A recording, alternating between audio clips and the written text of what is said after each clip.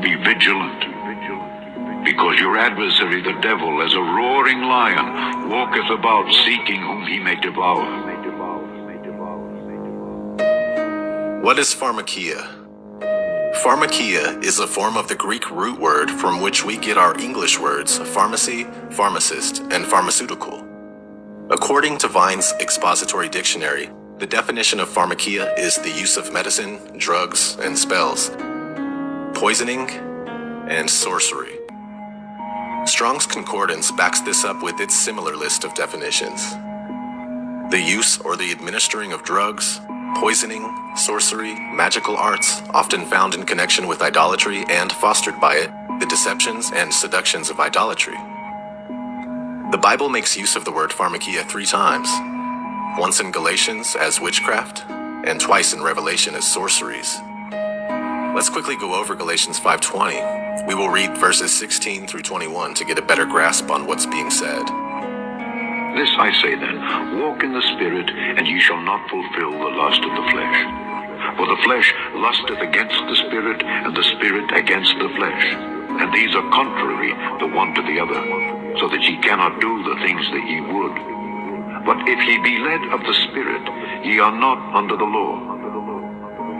Now the works of the flesh are manifest, which are these: adultery, fornication, uncleanness, lasciviousness, idolatry, hatred, variance, emulations, wrath, strife, seditions, heresies, envyings, murders, drunkenness, revelings, and such like, of the which I tell you before, as I've also told you in time past, that they which do such things shall not inherit the kingdom of God.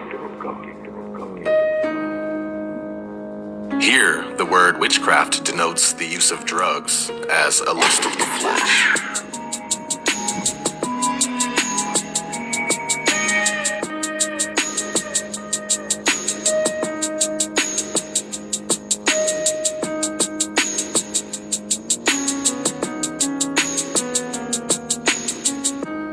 Now let's have a look at Revelation 18:23.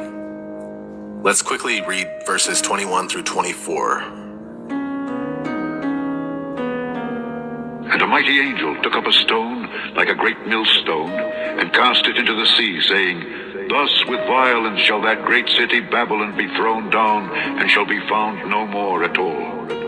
And the voice of harpers and musicians, and of pipers and trumpeters, shall be heard no more at all in thee.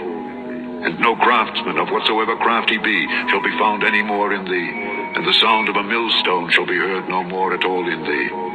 And the light of a candle shall shine no more at all in thee. And the voice of the bridegroom and of the bride shall be heard no more at all in thee. For thy merchants were the great men of the earth. For by thy sorceries were all nations deceived. And in her was found the blood of prophets, and of saints, and of all that were slain upon the earth. This part of Revelation tells us that Babylon will deceive all nations with the use or administration of drugs. Is anyone making the connection yet? Bill Gates.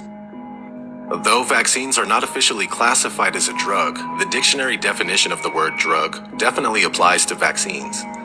A substance used in the diagnosis, treatment, or prevention of a disease or as a component of a medication. Every major pharmaceutical company in the world is whipping up toxic chemical concoctions that they can label as teen vaccinations. When you think about it, all the Hollywood tropes and cliches, like the way they portray fictitious witches when creating magic potions, isn't too far off from reality when drug companies create a new vaccine. Some ingredients in vaccines as listed by the CDC on their website include aluminum, which causes Alzheimer's disease, formaldehyde, aka embalming fluid, thimerosal, which contains 49.6% mercury, acetone, which is a solvent in nail polish remover, plus many other highly questionable chemicals.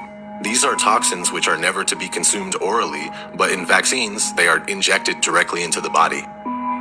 Also used in vaccines are aborted fetal cells and animal parts, including those from chickens, pigs, dogs, monkeys, horses, rabbits, cows, etc. Is this not a veritable witch's brew of chemicals, organisms, and animal parts? Basically, pharmacy mixes up different types of poison, patents it, packages it, and claims that it can treat certain diseases. The main problem with that system is that poison is poison. Pharmaceutical drugs and vaccines are extremely toxic, and when introduced into the body, have negative effects on the system from head to toe. These are not just side effects or unintended sicknesses or diseases. These are direct effects because these things don't belong in the body to begin with, so putting them in there is going to directly affect it. Paracelsus. Known as the father of toxicology, Paracelsus was an avid occultist who thought that metals such as mercury, lead, tin, copper, and gold could purify the body. He would often try to heal people from disease using quicksilver, also known as mercury. Many died as a result of the treatment given by Paracelsus. Yet today, we still see things like mercury in our vaccines. That's actually because of Paracelsus. Besides him being a physician and a philosopher, he was also a metallurgist and a hardcore alchemist. And that's why he was so intent on using metals in his work as a physician. The main objectives of alchemy are to transmute base metals like lead and mercury into gold, to find a universal cure for all ailments, to find a universal solvent that could break down anything including gold, and finally to find an elixir to prolong life. A highly sought-after object known as the Philosopher's Stone could assist with all of these goals. Another sought-after substance in alchemy is what's called azoth. Defined as the universal remedy of Paracelsus, azoth was considered to be a universal medication or universal solvent, and was sought for in alchemy. Similar to another alchemical idolized substance, alkahest, azoth was the aim, goal, and vision of many alchemical works. Its symbol was the caduceus. The term, while originally a term for an occult formula sought by alchemists, much like the Philosopher's Stone, became a poetic word for the element mercury. Keep this all in mind. I found some incredible connections to do with all of this information. Medicinal symbols. The bowl of Hygeia is one of the most widely recognized symbols of pharmacy. In Greek mythology, Hygeia is the daughter and assistant of Aesculapius, the god of medicine and healing. Hygeia's symbol consists of a bowl containing a medicinal potion with the serpent of wisdom drinking from it. The serpent of wisdom also appears on the rod of Aesculapius, which is the symbol of medicine. Aesculapius is the Greek god of medicine and son of Apollo. In the United States, the caduceus is commonly used as the symbol for the healthcare industry, even though it's associated with the Greek god Hermes and has nothing to do with medicine. Skilled in persuasion and bartering, and also known as a trickster, Hermes is the patron of merchants, traders, thieves, liars, and gamblers. But here's where it gets crazy. It's 100%, absolutely, positively, no accident that the caduceus is used as the symbol of medicine in the divided states of Zombieland, and some other places too, but it's abundant in the US. Have a look at the image of Baphomet. There's a caduceus representing its male anatomy. Baphomet is androgynous, meaning it's both male and female. It's a hermaphrodite. The word hermaphrodite comes from Hermaphroditus, who was the son of Hermes and the goddess of love known as Aphrodite, also known as Mercury and Venus. Hermaphroditus was one day physically merged with his wife, resulting in a body that was equally both male and female in nature. Here's an image of Hermaphroditus, or simply hermaphrodite, in some old alchemical occult literature, and there's a snake in one hand and 3 snakes in a chalice in the other. Its father, Hermes, aka Mercury, carries a caduceus, which also symbolizes the phallus of the Baphomet, and the Baphomet is a representation of what's known as the Great Work in alchemy. On its arms are the words solve and coagula, which is the alchemical process. It basically means broken down and rebuilt. Everything connects and ties together so perfectly here. It gets even crazier, I can't lie. I blew my own mind working on this project. I'm not saying I'm the first one to figure this out, but I did indeed figure this out on my own with no prior knowledge to any of it. So check this out. One of the goals of the satanic ruling class is to make society sexless and doing away with traditional men and women. This, in turn, is a form of depopulation and a clever way to gradually destroy the family unit. They are achieving this through the use of everyday products that contain hormone disruptors, aka endocrine disruptors, which are chemicals that interfere with the body's endocrine system and produce adverse developmental, reproductive, neurological, and immune effects in both humans and wildlife. The damage is believed to be most severe during prenatal or early pregnancy exposure.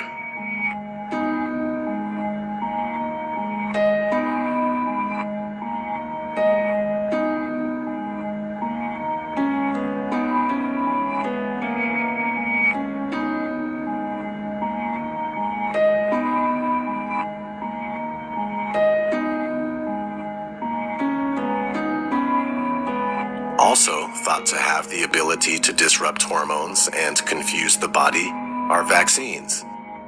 WI-38 is the cell lines from a female aborted fetus used to cultivate viruses used in vaccines. When you inject the DNA from a female carrying 2 X chromosomes into a male who already carries 1 X chromosome and a weaker Y chromosome, you get an overload of X chromosome, which makes males believe they are actually females. MRC5 is the cell lines from a male aborted fetus, and this can affect girls in the same way. Whether it's the bowl of Hygeia, the rod of Asclepius, or the caduceus, it's rather fitting that snakes are used as the symbol for medicine, since it was a serpent that deceived Eve in the Garden of Eden. Not to mention Revelation 12:9 says, "And the great dragon was cast out, that old serpent called the devil and Satan, which deceiveth the whole world." It all ties together. Here, Satan is clearly established as the serpent that deceives the whole world. Revelation 18:23 again states that "For by thy pharmakia were all nations deceived." And pharmakia is represented by a snake, or snakes if you live in the divided states. Plus, snakes are always present whenever a hermaphrodite is portrayed. Not to mention the caduceus is toted by Hermes, also known as Mercury, which has been put in people's bodies since the time of Paracelsus. Pretty much everything that we've gone over stems from Greek mythos and traditions, and I haven't even mentioned the Hippocratic Oath that all new physicians take when they finally become a doctor.